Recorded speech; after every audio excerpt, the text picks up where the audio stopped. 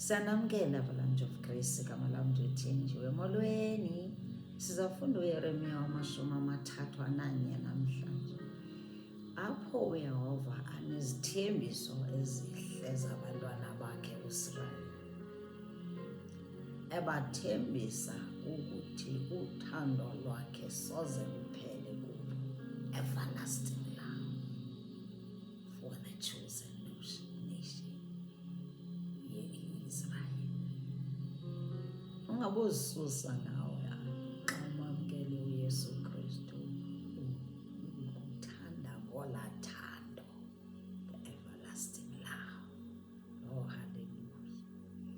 Athi apha noba bebenze ntoni na, athi noba bebenze ntoni na, xa beguquka bebuyela kuye bezibona iziphoso zakhe, uzawubenzela.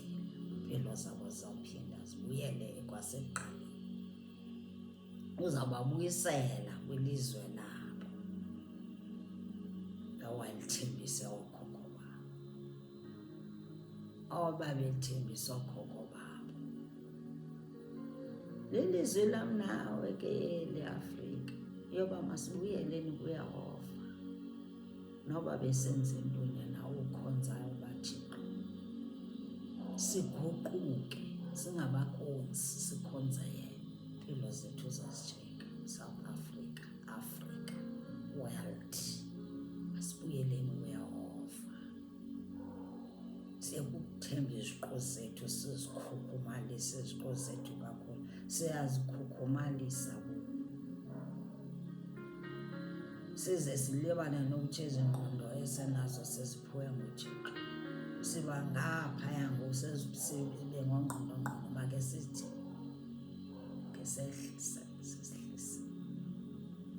sike sehlise, masesihlise ke sibe humble, sibuyeleni kuYehova, sibe obedient, sibe humble and obedient to his word. Efesi yokuqala ithi amaSirayeli asezawugoduka. Isithembiso yazo esithi amaSirayeli azawugoduka enye imini. Lisezawufika ixesha loba izinto zenzeke empilweni yakho. Hlala umthembo yakho, umthembele le nto kanye kungathi umtyhole zenze ngathi njena uThixo akangoThixo wakho, ungamkhonzi.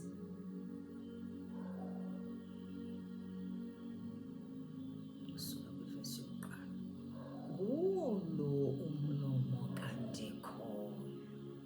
Ngelo xesha ndoba nguThixo wazo zonke izizwe. Uthi ndoba nguThixo wazo zonke ezaa zizwe zakwaSirayeli, zona zibe ngabantu bakho. Nesithembiso akakathandi noba bebenzile. Ewe, utsho undikhoyo ukuthi abantu abasinde kulo ikrele nobenzela inceba wanike uphumla amaSirayeli. Thetha nam nawe lama, ubhala igama lakho ba. 3, undikhoyo wabonakala kwamandulo wathi, Israyeli, ndikuthanda ngothando olungapheliyo, everlasting love. Ndahlala ndikwenzela izidele,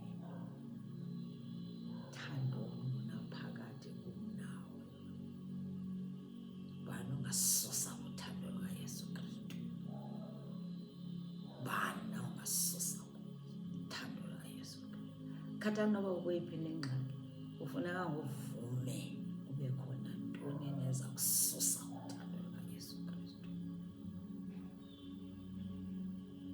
4, ndizawubuya ndikuvuse, utsho wakheke ntombi ndingaSirayeli. Uzawubuya ungaxele, uzawubuya ugaxele amagugu, ungenelele kumxhentso wabavuyayo, abathembisi. Wobuya ulime idiliya kweziya ntili zamaSamariya, ulimayo axhamle iziqhamo zawo. Uthi usezawubuya alime atye iidiliya zakhe. 6, kuza imini abaya kuthi uthi abalindi bamemeze bekwiinduli zakwa-Efrayim, ndathi yizani sinyukele kwiintaba eZiyoni siye kundikhoyo uThixo wethu. Ucaba zizinto ebebekade bezithetha ezo. Ziinto ezintle ebebekade bezenzele uYehova, ngoku bazithatha ngenxa yantoni? Ngokuba baye basuka kuye. Nathi izinto ezintle eSouth Africa zisukile ngoku, ubuhle belizwe lethu buyasuka ngoba siye sathini? Siye sasuka kuYehova. Masibuyeleni kuYehova. Utsho undikhoyo ukuthi 7, dandulukani nivuye ngenxa kaYakobi, memelelani ngenxa yeentshinga yezizwe, nitsholoze nithi basindise abantu bakho ndikhoyo, nditsho amasalela akwaSirayeli. Nabo 8, nabo ndibakhupha emantla ndibaqokelela eziphelweni.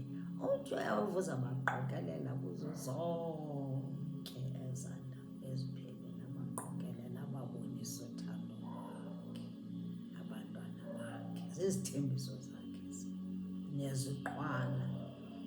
Bobuya belila begixa ndibakhokele betarhuzisa, bahambe ngakwimilambo empompozayo, kwiindlela ezithe tye, bangabi sakhubeka ngoku. Suka ndakuyise ndakuyisrayeli naku-Efrayim. Verse 11, verse 10, liveni, zizithembiso, liveni ilizwe likandikhoyo, nina zintlanga, libhengezeni nakwiziqithi ezikude, nithi lowo wawachithachithayo amaSirayeli, wobuya awaqokelele. Thixo uthando, awaluse oku komolusi elinde umhlambi wakhe. 11, kaloku ndikhoyo umkhululi uYakobi, amhlangule kwiintlanga ezinamandla kunaye. Bobuya batsho ngentsholo ezindulini zeZiyoni, bevuyiswa bububele bukandikhoyo. Ewe, nditsho ingqolowa newayini entsha namafutha omqulu, neenkomo neegusha abaphe zona. Bochuma oku komhlaba onkcenkceshelwayo, bangabi saphinda baxhwaleke. Kwakudala ngoku, zonke ezi zinto ezo wayebathembisa kwakudala, ngoku bayazixhamla kwizizukulwana zabo. Bayabona iIsrayeli ukuthi intle kanjani, zonke ezaa zinto ezintle zizithembiso owayethembise zona ngelaa xesha likaYeremiya umprofethi. Zizo nathi ezi esizifumanayo izithembiso wayethembise zona phi eBhayibhileni kwaba bantu. Nathi ngoku siyaxhamla. Yiyo loo nto kufuneka sibuyele kuye. Noba ookhokho bethu babesukile kuye, thina masibuyeleni kuye ke. 13, iintombi zokunqunqa zizawugcoba, benjenjalo nabafana namadoda, usizi lwabo loluguqula libe luvuyo. Yobathuthuzela bagcobe, bangabuyi babe buhlungu.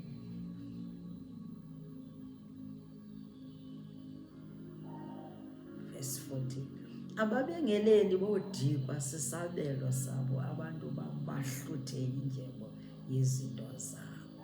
Lowo ngumlomo kandikhoyo.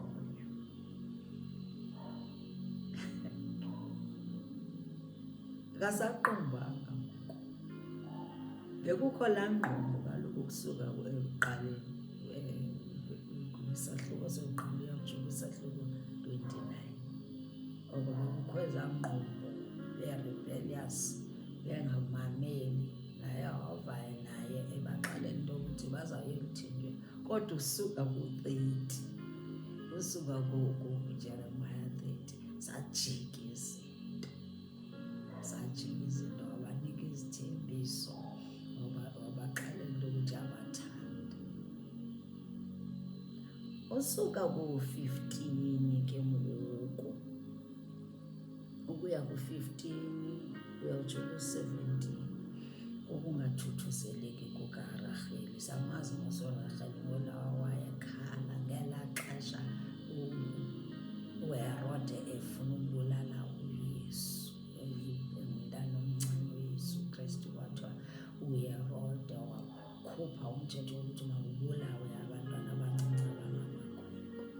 Kwakho isikhalo sikaRaheli wayengathuthuzeleki, ebulawelwe abantwana bakhe abangamakhwenkwe. Ngoku uyava leyo nto ke ngoku seyichaza ubuhlungu bukaIsrayeli, seyichaza ukuthi nje nangoku obabuhlungu ababubo uzawubuyisela, uzawubakhamfatha, basezawuphinda bababone abantwana babo ebebebhujelwe abantwana babo. Yonke laa nto iyenzeka kubo ebuhlungu seleyifanisa ngoku nesaa sikhalo eserepresenta esaa sikhalo sobuhlungu wayengathuthuzeleki, that weeping, engathuthuzeleki, bhujelwe abantwana bakhe, ebulawelwe abantwana bakhe. That bagqiba bamfumana naloo Yesu, zange bakwazi ukumbulala naloo Yesu. After uHerode kubulewe abantwana abangamakhwenkwe, kodwa wasinda yena uMoses, wasindiswe kuyo yonke into eyenzekayo. Xa usindile wena kwelo khaya, usekhona kuloo family, uyazi uyeva nesizathu sokukusindisa. Khonza yena ke ndikuxelela, ulisalela wena, uyiremnant. Ngathi hayi mna ndisalela intoni na, hayi nam uphethwe yitenje, nam sendifuna ukufa. Khonza uYehova, umthandazi, umthembe, khona into akubekele yona kuloo family. Utsho ke uNdikholwa ukuthi kuvakala isikhalo eRama, uRaheli ulilela abantwana bakhe engavumi ukuthuthuzeleka kuba bengasekho. 16 utsho ke uNdikholwa ukuthi yeka ukulila, musa ukubanyembezana Israyeli, inkamleko yakho iza kuvuzwa. Sikhalo sakho nenkamleko yakho yokuzithoba kwakho nokuzibona kwakho uba wonile izawuvuzwa. Uyabakonsola ngoku bakwela lizwe kaloku izawuvuzwa lowo umlomo kaNdikholwa. Abantwana bakho bobuya kwilizwe lotshaba, babuyisela abantwana nangoku anditshilo phaya, wathi mabatshate babe nabantwana, balime bahlale batye bonwabe. Uzawubathatha ngenye imini ababuyisele kwilizwe labo. So ungakhali uqalekise nawe, uqhumbe uqalekise, uthi ulahlekelwe abantu bakwethu, ubhujelwe nabantwana. Uzawubuyisela uYehova ngendlela yakhe. Hlala umthemba, ungasuki kuye ngenxa yento ezibuhlungu ezikwehleleyo. Ndizokukhuthaza 17 likho ithemba ngekamva lakho. Lowo ngumlomo kaNdikholwa, kuba abantwana bakho bazawubuyela kwelokuzalwa. Ewe ndimvile encwina uEfrayim esithi undiqeqeshile ndatsho ndanjengethole eliqhelisiweyo, ndibuyise khona ukuze ndibuyele kuwe, kuba nguwe ndikhoyo uThixo. Ndakuba ndikreqile ndibuye ndazohlwaya. Baba bexa bekreqile babuya bazohlwaya. Nathi ke xa siye saxeqa masibuye sizohlwaye, sizibone ntoba masibuyele kuYehova. Ndakuba ndiziqondile, ndizive ndidanile, ndineentloni, sihlazekile ngenxa yokusindwa ngamahlazo obutsha babo. Asibidani, sibe nentloni ngoba sisenze njani, siye sanezono, senze izinto Yehova angafuniyo sizenze. Nangu ngoba bayakhonfesa, bazibonile uba njena bonile. Nathi ke ukusuka ku-17 ukusuka ngapha ke ngoku, ukusuka ku-31 sifuna siye ku-31, sizithembiso zonke ezi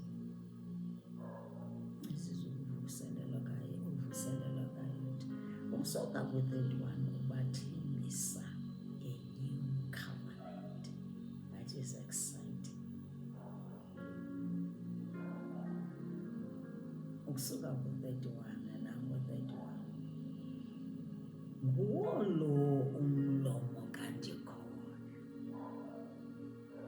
Ewe, iyeza imihla yokuba ndenze umnqophiso omtsha wesizwe sakwaSirayeli nesakwayuda. Laa mnqophiso kaloku uyakhumbula zange bawugcina, zange zenzeke izinto ngendlela ezawenziwe ngayo phaya. Yaba siyawukhumbula laa mnqophiso, that covenant, zange bayigcina. 32, lo wona umnqophiso, ubathembisa umnqophiso omtsha ngoba bazawenza naye. Hayi lowa wawubhaliwe zange bawugcina ookhokho babo. Lo wona umnqophiso awuye kufana nalo ndawenzayo nookhokho babo mhla ndabathi chu ngesandla ndibakhuphe yiphu. Eyi, wabakhupha ngesandla sakhe, wabakhupha ngesandla sakhe. Mnqophiso lowo bangazange bawugcina. Naxa ndandiyinkosi yabo, lowo umlomo kandikholwa. 33, nguwo lo umnqophiso endiza kuwenza nesizwe sikaSirayeli kwimihla ezayo. Lowo umlomo kandikholwa. Imiyalelo yam ndiya kuyimisela ngaphakathi kwabo, ndiyishicilele ezintliziyweni zabo. Athi ikhavanenti yabo ngoku izawungena ezintliziyweni zabo, izawuye kubhalwa phaya ngapha ematyeni. Mna ndibe nguThixo wabo, babe ngabantu babo. Abayi kubasafundisana ngam elowo umntakwabo, elowo ummelwane wakhe besithi mazini undikhona, kuba bonke baya kundazi ukususela koyena mncinane kuse koyena mkhulu. Ndobuxolela ubugwenxa babo, ndingabuye ndikhumbule ukona kwabo. That I will remember their sins no more. I will forgive them. Andithi ke ngoku ke nguYesu lowo ke ngoku. Ukufika kaYesu ke ngoku kuyakwenza njani? Kwazalisekisa esi siprofeto awayesenze kudala. Ukuthumela kwakuYesu kwakufezekiswa esi siprofeto. Njengoba ngoku uYesu thina sizamamkela, sizawukholwa ngenhliziyo, simamkele ngemilomo. Asizube ngoku sijonge into ezibhalwe ematyeni, sizamamkela ngenhliziyo zethu uYesu Kristu. Kusisithembiso sakhe, sayisisiprofeto sakudala. Athi bazawuba ngabantu babo, ndibe nguThixo wabo, singabantwana bakhe, uMthixo wethu Yesu Kristu. Asingasuswa kuye zizimo esidibana nazo. Andikhathali imeko kuwe noba siyisithi umtyholi sesithi hayi wena ungumntana kaYesu Kristu. iimokhazi zakho zisithi hayi wena ungumntana kaYesu Kristu, kutheni kunje. Kutheni ungafani nobani? Ungabe uzifanisa nabantu. Run your race with endurance, fixing your eyes to Jesus, the finisher and the author and the finisher of your faith. Ungazidibanisi nabantu. Ungabikho mntu kususayo wena ukholo lwakho ngenxa yabantu. Verse 35. Ngundikhoyo omisele ilanga ukuba likhanyise emini, ngokunjalo inyanga neenkwenkwezi ukuba zikhanyise ebusuku. Lelizwe lakhe. He is the one for us. Ilizwe likaYehova. Nguye wenza kukhanya ubusuku bukhona nje nanguye. Uba ingangena apha engqondweni yakho, kuya kuzozwa ubuyela ubutyhafiswa ngabantu okanye ubuyele emveni. UYehova ozamazamisa ulwandle, agqume amaza, kuthiwa ngumndikhoyo usomandla wonke igama lakhe. Nguwo lo umlomo kandikhoyo xa ingatshitshisi, xa ingatshitshayo le mimiselo, ndingabi sayibona nesizukulwana sikaSirayeli singanqamka, singabi sabanga abantu bam. Ewe utsho undikhoyo ukuthi mhla isibhakabhaka phezulu saba nokulinyaziswa, nezisekelo zomhlaba ngaphantsi zaba nokugocagocwa, kungelo thuba ke kuphela endingathi ndisibubule isizukulwana sikaSirayeli xa sisonke.